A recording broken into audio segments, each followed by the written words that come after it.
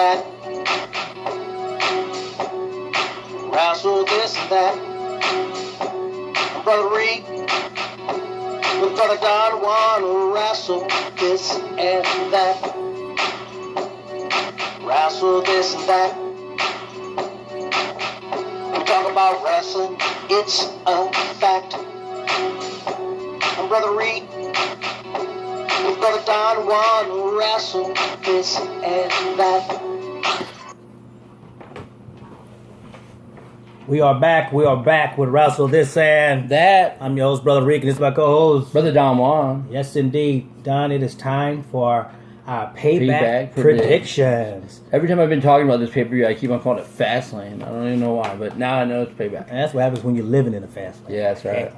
No doubt. Well, we got a total of, 1, 2, 3, 4, 5, 6, 7, 8 matches. 8 matches, and then, of course, we will also talk about what we think is going to happen when Mr. McMahon decides. Yeah, so, first of all, we have a pre-show kickoff, and that's going to be Ryback taking on Kalisto for your United States Championship. All right, real quick before I give my prediction on who's going to win this match, I really hope this is the very last time that we see this match, regardless of whether or not Kalisto beats Ryback or if Ryback beats Kalisto. I also want to say that I'm very disappointed in the WWE for not giving Kalisto any push whatsoever as being the United States Champion. He's only defended the belt against Alberto Del Rio and defended the belt against Ryback. And on almost every single title defense on the pay-per-view, this man has to be on the kickoff show where most people aren't even watching. I agree with you.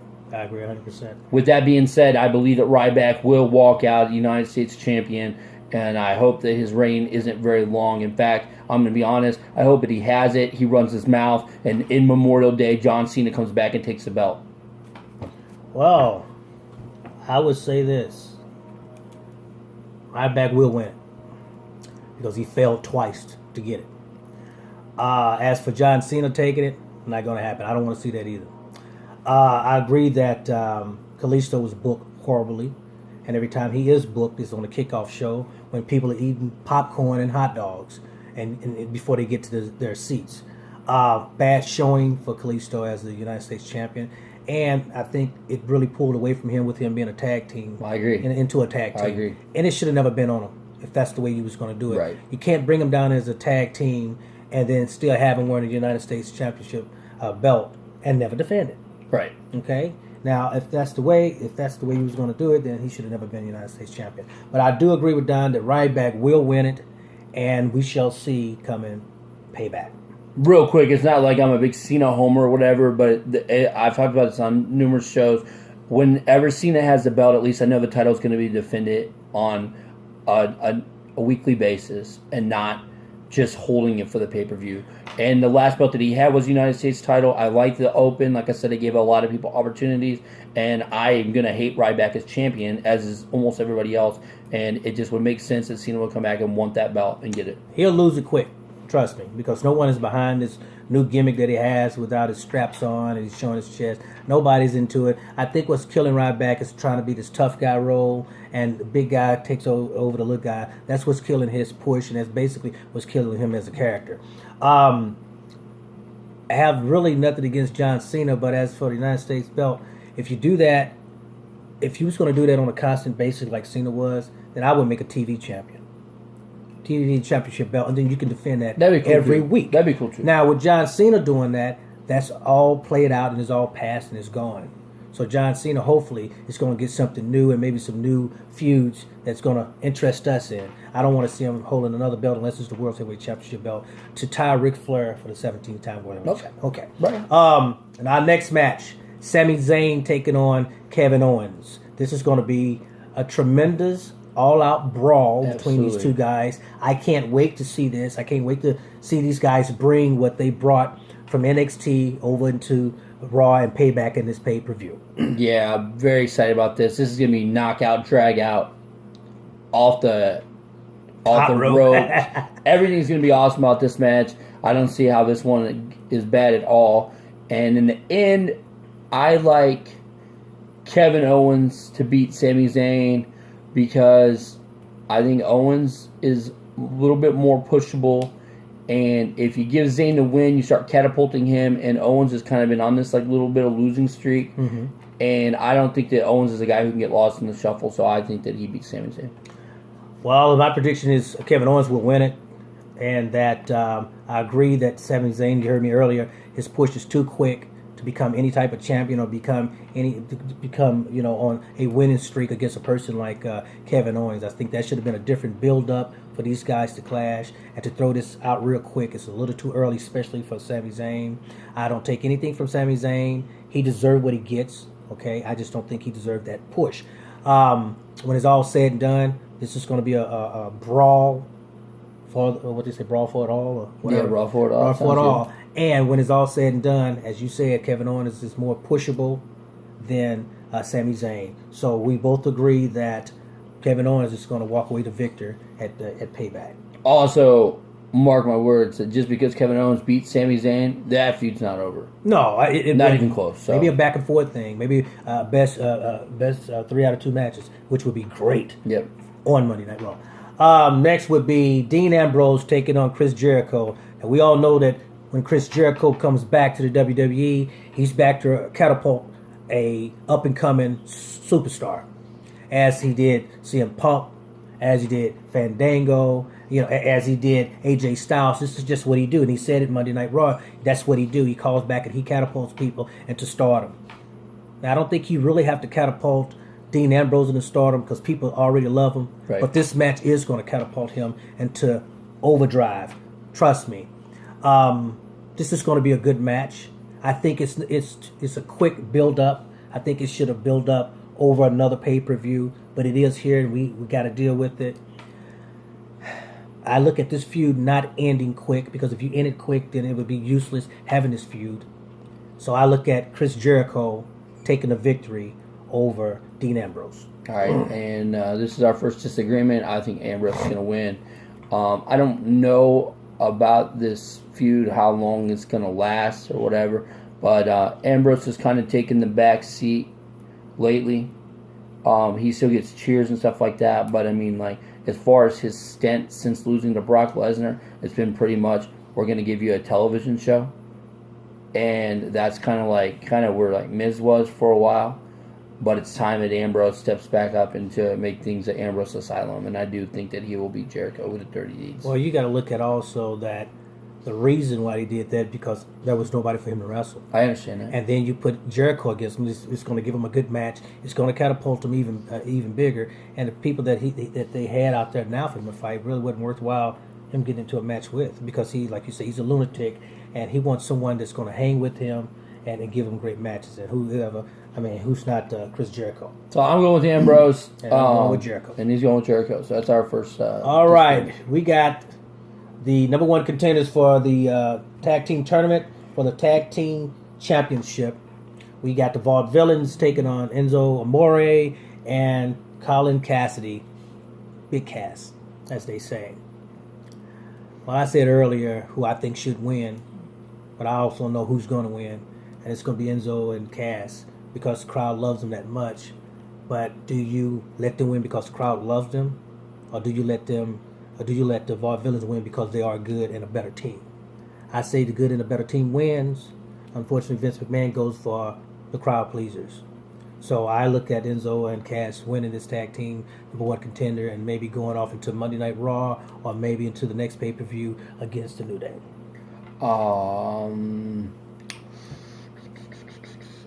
I am very intrigued by this matchup, as the NXT guys are really getting a really nice push going. When it comes down to it, though, I do believe the Vaudevillains are going to win, because I do not believe that the feud is over between the Dudley Boys and Enzo and Cass. I think the Dudley Boys will make themselves apparent, and I believe that they will cost Enzo and Cass the match. The Vaudevillains will win.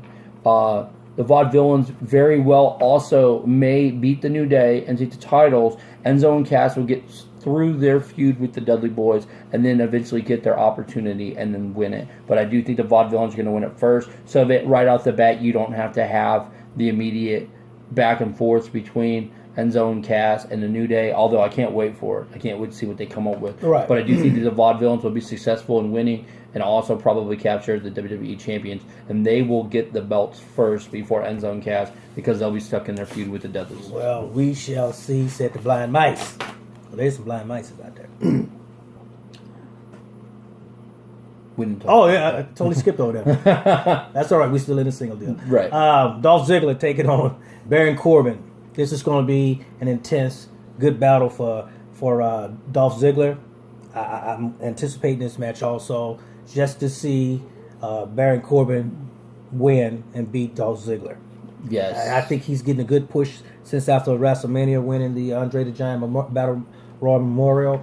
And I think this will be his pay-per-view to pick up a win over Dolph Ziggler. As do I. I think that Baron Corbin's on a complete roll. He's big. He's a monster. I do know that Dolph Ziggler's going to fight him tooth and nail, and it's going to be really, really good. But in the end, I think Dolph will probably, I'm just going to say he's probably going to jump up for the zigzag, and while he's up on his back, he's going to get spun around and put into the end of days.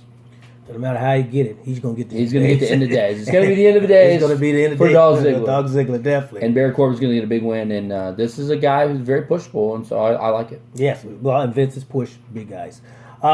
Next will be the Women's Championship. Charlotte taking on Natalya, with Ric Flair being in Charlotte's corner and Bret Hitman Hart being in Natalya's corner. Now, I understand Bret Hitman Hart did not want to do this pay-per-view.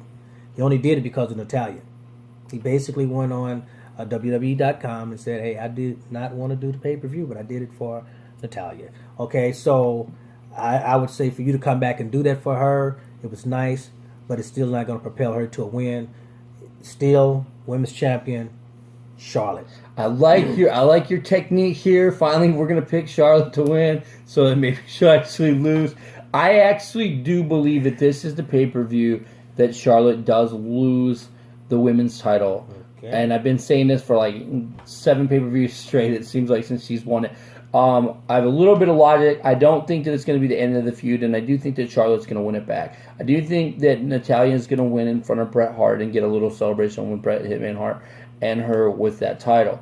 Then Bret's not going to, as you said this time, Bret didn't really even want to do it this time, but he did it for Natalya. He's not going to continue to show the WWE events. And once he is not in the corner and Charlotte gets the rematch, Charlotte will once again become the women's champion. But I do think that they're going to give her a little break with the belt and give it to Natty, just so that Natty can have that on her resume, and then as a champion propel her for maybe 3 weeks, and then take it right away from her with Charlotte. Okay, we shall see. Charlotte taking on Natalya for the Women's Championship at Payback.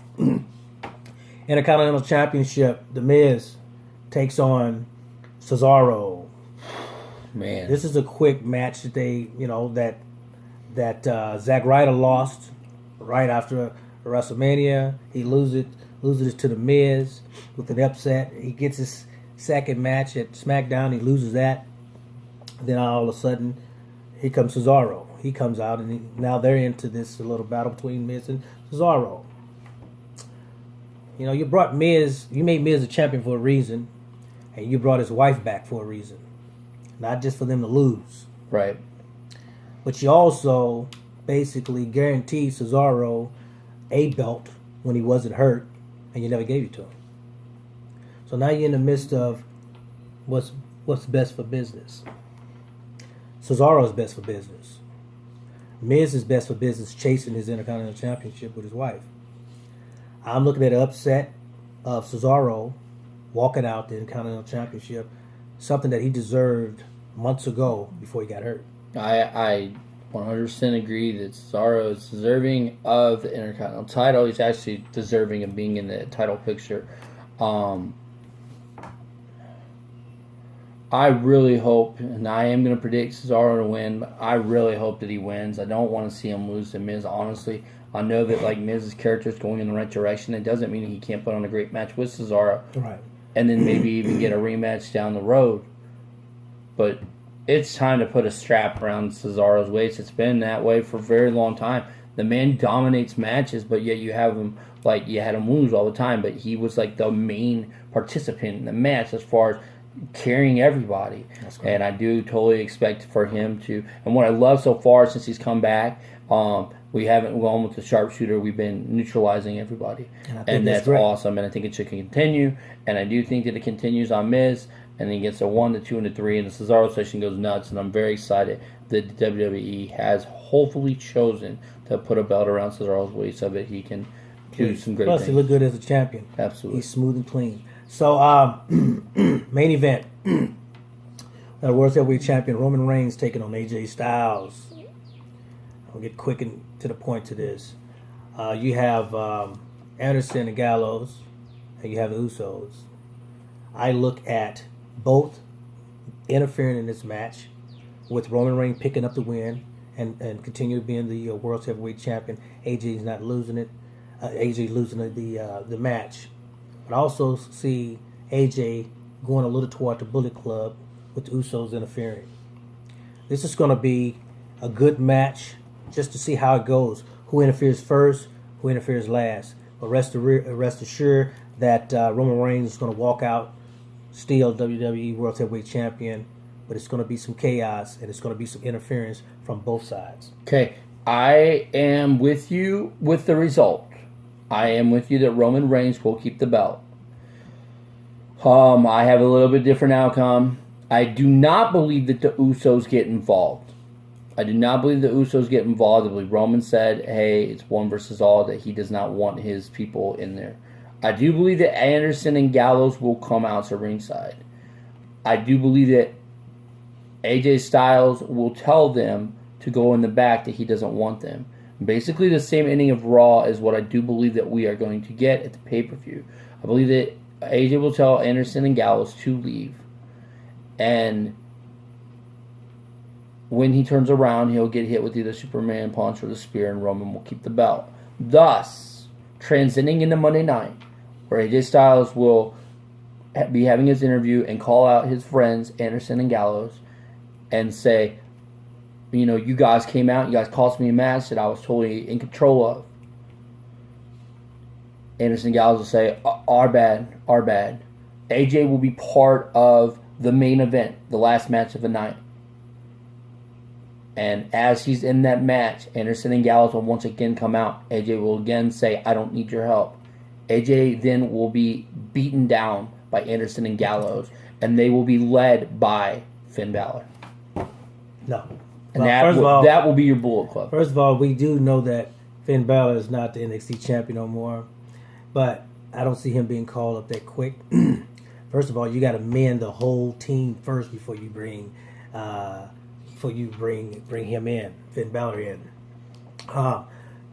Going off from Payback all the way to Monday Night Raw, I don't see Bullet Club turning on AJ Styles. I think you going by when they turned on AJ Styles in New Japan, and that was just because AJ Styles was heading to WWE, and they had to send him off in that type of way, in that type of fashion. But we'll definitely see there will be some interference. I think it's going to be interference on both sides. You just not, and the reason why I say the Usos is due to the fact that they don't have a match. Okay, so then you remember he said sometimes all has to have one. So I just think that whomever going to interfere, both will interfere. It's just who will do it first, and then it will definitely cost AJ Styles his championship match, and Roman Reigns would reign supreme as the still being the world's heavyweight champion. That's what I like about these matches. They're unpredictable. They could go either way, and then it could go ways that we never even thought of it going. This is going to be a good pay-per-view, Payback this Sunday. And we'll get the results Monday on Monday Night Raw. We'll throw that out also, and we'll see who's going to walk out as champion. And now that we've run down a complete card, the very last thing that we need to talk about is Vince McMahon's announcement. Well, who gets you got to look at Vince Raw? McMahon as in, first of all, I don't see why the match with The Undertaker took place with Shane McMahon still running Raw. 2 is that he's bringing in good ratings. 3 is that Vince McMahon gave him the opportunity. And 4, I think he's going to see how much of a great job Shane McMahon is doing, and he's going to pick Shane McMahon, which is going to stun the Authority, which is going to make Authority rebel against Shane McMahon, and then you're going to have a feud somehow in between there with these guys. Maybe them together. Maybe Shane taking on Triple H. Triple H still got a match in him. A lot of matches in him. Yeah, I've actually seen that Triple H has done most of the cards while they've been over in the European tour. Of course, yeah. He teamed up with Kevin Owens. Yes. So I see maybe Shane McMahon and Triple H maybe at SummerSlam. That's the next big pay-per-view, and they will fight for total control. And I still see Shane McMahon winning, but we'll see. I know that Vince McMahon is going to pick Shane, and it's going to totally devastate Triple H and Stephanie McMahon. And I think that Vince McMahon is going to pick Stephanie. And the logic behind this is that Raw is pretty successful all the way around. I then think that Vince is going to say, Shane, wait. I'm going to let you run SmackDown. SmackDown is a show that doesn't get very many viewers because they're worried about the matches. Sometimes you only get like 10 matches on SmackDown. 15 segments. And all these segments. And Vince will take Shane to try to propel the SmackDown brand and leave Stephanie in charge of Raw for a while, and then it might ultimately come to a draft, but I don't think it's going to come to a draft immediately, which means that Shane McMahon can still take the talent of everybody on the roster and build better matches for SmackDown to kind of, if not equalize, at least move SmackDown's ratings up. So I do expect Vince to announce that Stephanie and Triple H will go back to being in charge of Raw, and I do believe that Shane McMahon will be in control of SmackDown and will be able to do the show the way that he wants to, and thus starting to propel the ratings for SmackDown. Well, first of all, you will kill Raw if you take Shane McMahon off. Your rating's going to drop. So that's be the wrong decision to make. The decision, if there is a split, then you would send Triple H and Stephanie over to SmackDown. Because what you're trying to do is you're trying to get Raw back on the map, which they wasn't on the map. They were losing ratings left and right, even with the authority there. You know, they start losing ratings once they start losing superstars. Right. From Rollins on down to Cena on down to Randy Orton. That's what basically killed Raw because they had no good matches. Right. Well, now Shane McMahon come back. He says, "Listen, we still don't have these guys, but we do have good guys in NXT. Right. And we're going to start building these new matches and new feuds and whatnot every week, and put these guys on pay-per-views." And he's doing a great job for Raw, which that's what Vince wants. Because the number one brand show is Raw. Right, I agree. Secondary is SmackDown. I agree. So you give Stephanie McMahon and Triple H SmackDown, and they're going to be real mad about it. Because, see, the only thing was missing on SmackDown was matches. Right. That's the only thing missing on SmackDown is matches. And that's the only reason why a lot of people's not watching SmackDown is because of matches. So what they have to do, they have to start creating better matches. Call up more people from NXT if you have to. Right. Wait till Randy Orton and them get better and bring them back. But see, we're talking about a brand split, and no one's talking about a brand split yet because someone has to win this payback to see who's going to be in charge. Right. And then it would be then we would see it would be a brand split, or will the authority decide, hey, I'm going to challenge Shane McMahon here on Monday Night Raw, still to run it or whatnot, and then they have a little feud going on with them. It's going to be very interesting to see which way they go with this, because as you said last week, you do a brand split, you can split up a lot of people, a lot of tag teams. Right. And that's not good. You know, splitting up the Dudleys is great, but I'm just saying, but splitting up a lot of tag teams, that's not going to be good for business. Because now you have these guys as being number one as tag teams, and then you got to split them up and put them in the singles, which that means they won't survive, and they will fall down the card. I agree. So, I honestly hope that he keeps it with Shane. Yeah, but I just don't think that that's the route they're going to go, because I think that they're going to start trying to build up for. Well, you got to look at what Vince did after that pay-per-view. He said, "Well, what the hell? I'll go ahead and let him run it." Right. So he just basically gave it to him and say, "I don't think you can do it." For 3 weeks, he's been running it. Absolutely. And he's doing things that the authority has not done. I agree. And so that impresses Vince. You know, Vince said, "Hey, I don't care nothing about you, but I had a little feeling for you when you jumped off of that." Okay, so those feelings hasn't left Vince McMahon at all. And what Vince like, he loves ratings and he loves money. And so far, for the past 3 weeks, Shane McMahon has been delivering that to Monday Night Raw and to the WWE Universe.